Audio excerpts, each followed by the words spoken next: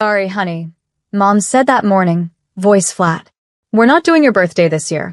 Your brother's still sensitive about last weekend. I blinked. Sensitive? You mean because of my grades? Dad looked up from his newspaper, without guilt. He needs attention right now, not you. Be mature about it. 17 candles, gone with one sentence.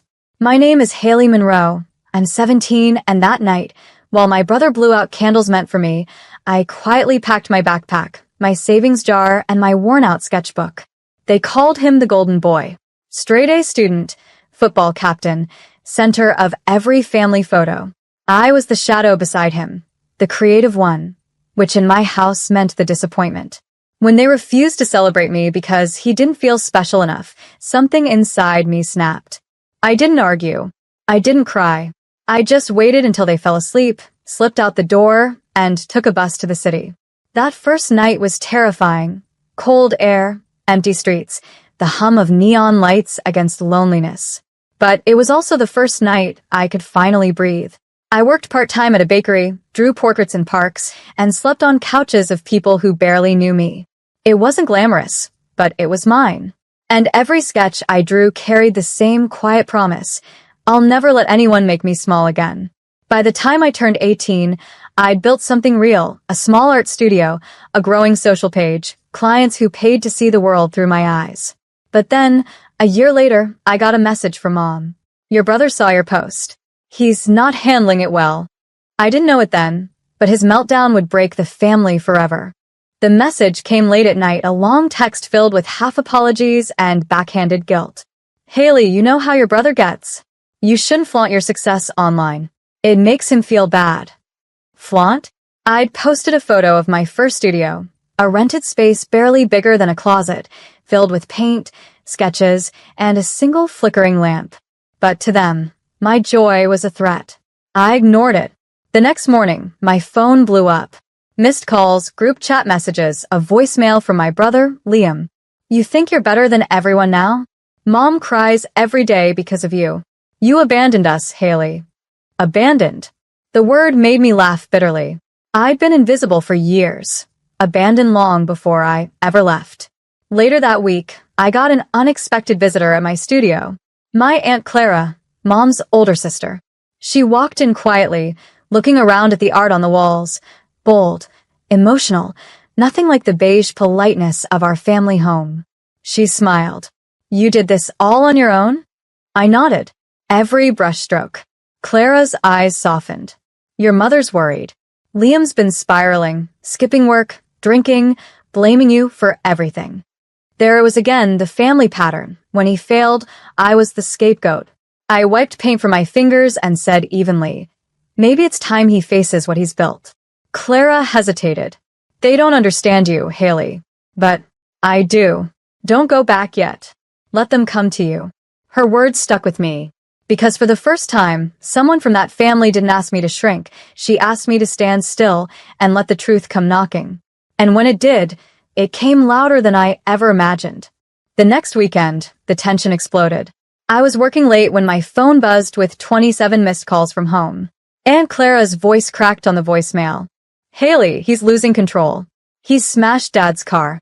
Please come if you can. I drove back to that house for the first time in a year. The porch light glared like judgment. Inside, the smell of cheap whiskey and broken pride hung heavy. Liam sat at the kitchen table, head in his hands, knuckles bloody from punching the wall. Mom stood behind him, trembling. He saw your article, she whispered. The one about turning struggle into art. He thinks you mocked him. I looked at my brother. The same boy they'd worshipped. The one who'd never been told no. I didn't mock you, I said quietly. I survived you. He looked up, eyes red. You ruined everything. You made them love you. For a second, I almost felt sorry for him. Then Dad stormed in, shouting at me for provoking Liam, the family's reflex. Protect the golden boy, blame the girl. But this time, I didn't shrink. I walked past them, grabbed the torn newspaper from the counter, and pointed to my quote. The ones you silence often end up speaking the loudest. I didn't write that for you, I said. But if the shoe fits, wear it. The kitchen fell silent. Only the clock ticked, steady and merciless. I left the same way I had a year before, this time with my head high and my keys in my hand. Behind me, Liam screamed my name, but I didn't turn around. Because I finally understood. I wasn't their scapegoat anymore. I was their mirror. 3 days later, the fallout began. My brother's meltdown at home didn't stay private for long. He'd live-streamed part of it on social media, ranting about how I'd stolen everything from him. Within hours, it went viral. Not because people pitied him, but because everyone could see the truth.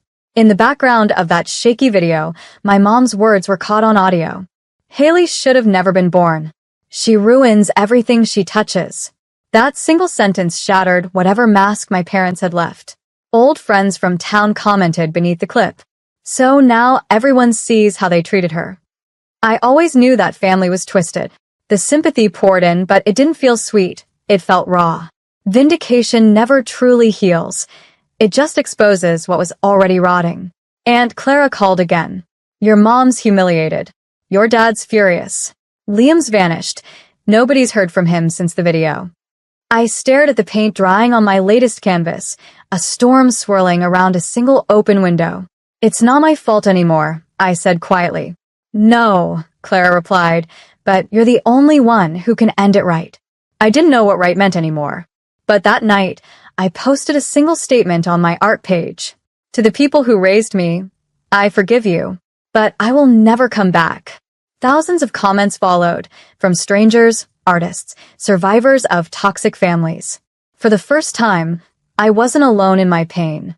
And deep down, I knew this wasn't just about me or them anymore.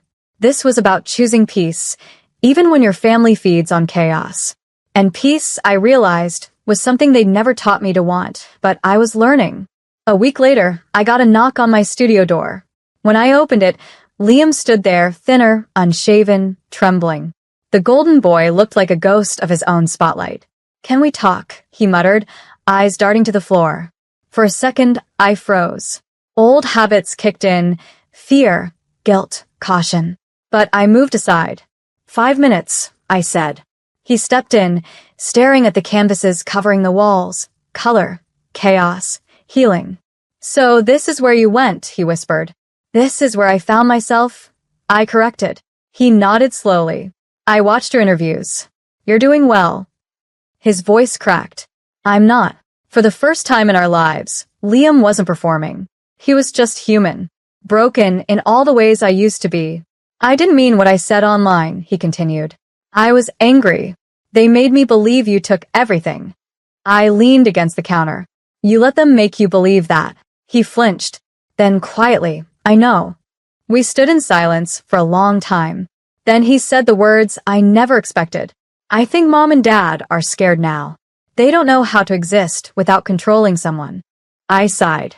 They'll have to learn. Before leaving, he pulled something from his pocket, a photo of us as kids, covered in paint after we'd ruined Dad's car with our art project. I kept it, he said softly. When the door closed behind him, I sat on the floor, staring at that photo. 2 kids who once laughed without conditions. Maybe that version of us was gone.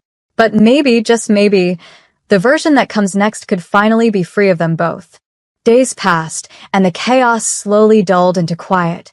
My parents hadn't called, hadn't texted, hadn't tried to fix the mess. For once, their silence wasn't control. It was consequence.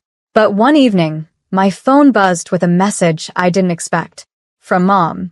Haley, we've lost everything. Your father's business collapsed. Liam's gone to therapy. I'm proud of you, I guess.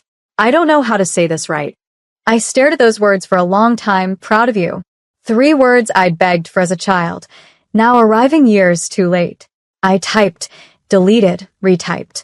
Then finally replied, I hope you both find peace. I already have. No anger, no lecture, just truth. That night, I visited the art show that had launched my career, the same gallery that once refused to even look at my work. The director greeted me with open arms. Haley, critics loved your new piece. Inheritance, right? I smiled. Yeah, it's about what we take with us and what we leave behind. The painting hung in the center of the room, a table set for a birthday that never happened, candles burning down to wax, a single chair pulled away from the table. Underneath, a small plaque read, "For the girl who wasn't invited." People stopped and stared. Some cried quietly. And in that moment, I felt something shift. My story wasn't pain anymore. It was art. Before leaving, I got another text. This one from Liam. "Thanks for not hating me." I smiled through a slow exhale. I never did. I just stopped needing your approval. And that simple truth, that peace, felt louder than every scream that ever came before it. 2 months later, the world felt different. Not because my past disappeared, but because it no longer defined me. I'd been invited to speak at an art therapy convention in Chicago, something I never thought I'd be brave enough to do. Standing backstage, I looked down at my trembling hands and thought of the girl who once painted in secret under a flickering lamp, afraid her parents would call it a waste of time. Now, that same girl was about to tell hundreds of people that survival is its own kind of masterpiece. When my name was called, I stepped up to the microphone. "My parents didn't celebrate my 17th birthday." I began. "They said my brother needed the attention more. I used to believe that meant I wasn't enough. But I learned something. Sometimes rejection is just the world redirecting you toward yourself." The room went silent, not out of pity, but connection. After the speech, people lined up to thank me. Women, men, even a quiet teenage girl clutching her sketchbook. "You made me want to draw again," she whispered. That night, back in my hotel room, I opened my inbox to find an email from Aunt Clara. "Your parents are moving out of town. They're quieter now. Your mom asked me to tell you. She keeps one of your paintings in her kitchen. She says it helps her remember who she lost." For a moment, I didn't know whether to cry or smile. Maybe both. Because for the first time, I realized forgiveness doesn't mean opening old doors. It means locking them gently and hanging a painting over the place where they used to hurt. And that, I thought, was my real inheritance. A year later, I hosted my own gallery exhibition, my biggest one yet. The theme, Golden Doesn't Mean Good. Each canvas told a story of broken families, invisible daughters, and quiet resilience. People walked through in silence, moved by colors that once came from my own bruises. In the corner hung one final piece, a simple portrait of two siblings as children, laughing under a summer sky. The title read, "Before They Told Us Who to Be." The crowd lingered their longest. As the night wound down, Aunt Clara arrived, smiling proudly. "I think your dad would have come if he could face himself," she said softly. I nodded. "Maybe one day." She handed me an envelope. Inside was a small note, and signed, "Happy birthday, Haley." I watched her interview. "You were right, love shouldn't need permission, Mom." I stared at the handwriting, shaky, uncertain, human. Then I folded it and placed it in my journal beside the first dollar I ever earned for my art. Later that evening, I stepped outside onto the balcony overlooking the glowing city. My reflection shimmered faintly against the glass. No longer the forgotten daughter, no longer the runaway girl. Just me. The hum of the city below felt like applause for every quiet victory I'd ever had to celebrate alone. I whispered to the night, "I made it, Dad. I made it, even without them." And for the first time, I didn't feel angry or empty or even proud. I just felt whole. Because healing isn't about proving them wrong. It's about proving to yourself that you were always right to walk away. And this time, I wasn't walking away from family. I was walking toward peace.